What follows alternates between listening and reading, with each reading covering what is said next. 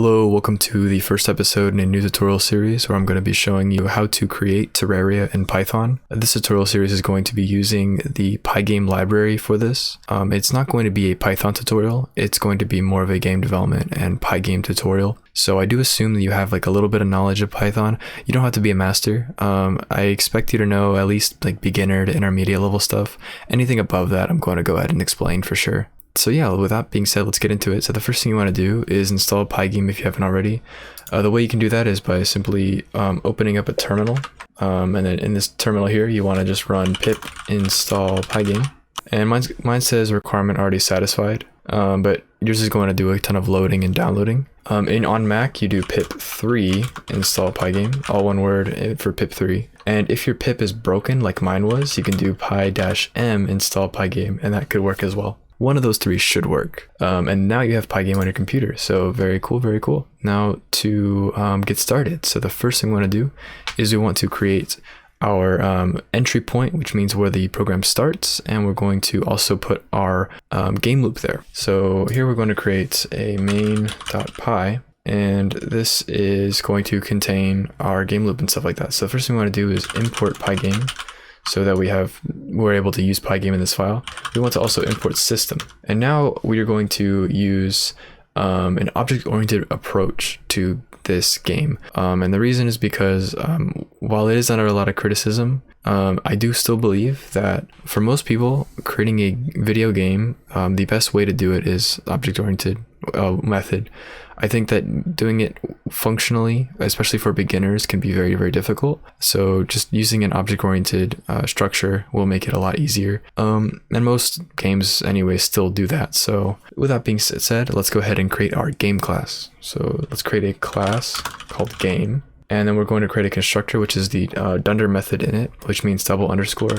So def init, press tab, and you'll have your constructor here. And now this has this arrow with none. If you haven't worked with object-oriented programming in Python, this just means the return type, it's being explicit. It is not required. You can just get rid of that if it makes you feel better. And this is all the same thing. Now you have your constructor. And so everything that we write inside of our class here, for the most part, is going to have the self keyword in front of it. And this means that it is this value is unique to this object. So we're going to do a couple of things here. So first we're going to initialize Pygame. So we're going to do pygame.init, which initializes Pygame.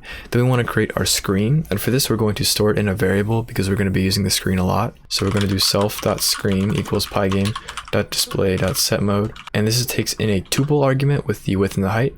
I'm going to do 1280 by 720. And just in case you haven't worked with object-oriented programming, like I said, the self means that it is unique to the object of this game class. So if we make 3 objects of this game class, we can have 3 different screen variables for each one. Each one has one of them. So with that being said, let's go ahead and get the basic structure for our game down. So for this, we're going to do a new method. This is going to be the run method, and we're going to pass it for now, meaning we'll get back to it later. And then we're going to do an update method, give it self, pass it for later, and then a draw method, also give it self and pass it for later, and then give a close method and pass it for later. And this is just the basic structure of most games. So now we're going to create a couple of things here. So the first thing we're going to do is we're going to make a Boolean value, and this Boolean value is going to be running, so self.running. And when we create the game object, we automatically want it to be true, so we're going to set it equal to true. And then in the run method, this is where our actual game loop is going to be. What we're going to do is we're going to do while self.running. Then we can do update, self.update, and self.draw.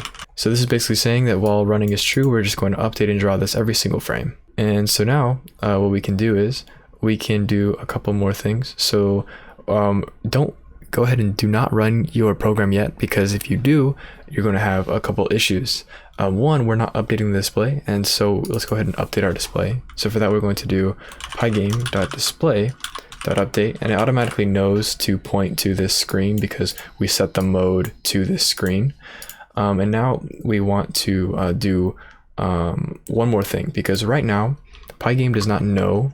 It doesn't actually know if you want to close the screen or not. So if you ran it right now, if we had an entry point properly set up, you would see that you can't close your display.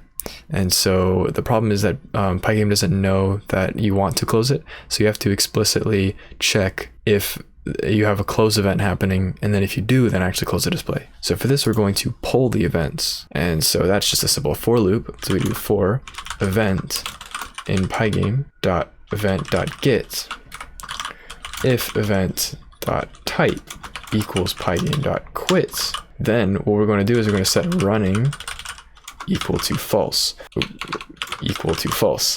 and this is going to break us out of this while loop here. And then we are going to go to this close. And so here we're simply going to put self.close at the bottom of our run method here. And then in the close, what we're going to do is we're going to do pygame.quit. And we're going to do system.exit. This just makes sure that we are fully out of our Pygame window here. So the last thing to do real quick for this simple setup is to just check if __ name __ equals __ main. Then we can do game equals game, which we're creating a game object, and we do game.run. And this should create a very simple display. There you go, we have a cool little display. And you might be wondering, like, why did we do all this extra work here? We could have done it in like a few lines of code. This is because it's good to have good architectural practices when you first start out, because the more you build up on this, the harder it's going to be if you write a ton of sloppy code. So I thought it would be a good idea to jumpstart you with the right practices. So now a couple more things. Let's put a color on our screen. So we're going to do self.screen.fill light blue. Now we have a cool light blue color, which is all good. And you'll notice that I wrote that in the draw method. It's a good practice. While it is not required, it is a good practice to separate your updating logic from your drawing logic. Of course, we could accomplish all of this in one single method, but it's just not a good practice. It's a better practice to separate this out. And so with that being said, let's do a couple more optimizations or a couple more organizational things. So the first thing is we have these hard-coded variables here, 1280, 720. And this is not what we want to do, because maybe we want to change the size of this screen here or something like that. We want to actually have this as a variable that we can change easily.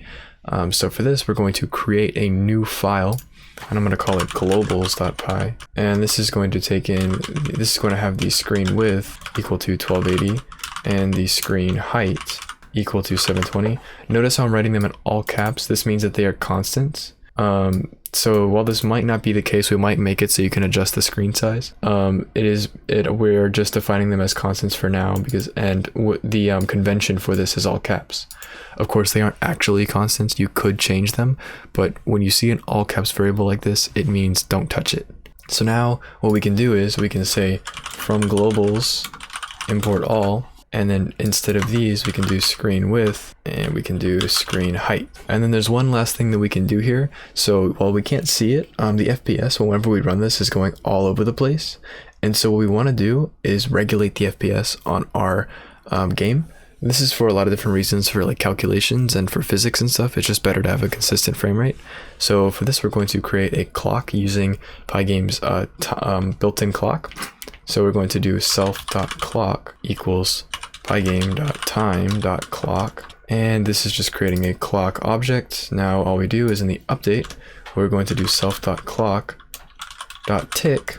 And then this takes in the frame rate. And instead of just writing in like 60 here, I'm going to actually go to my globals, and I'm going to define an FPS constant of 60 and change this to FPS here. So there you go. That is the proper professional setup for your Pygame window. So that is the end of tutorial 1. The next one, we're going to get into basic drawing and sprite group stuff. So yeah, thank you for watching. See ya.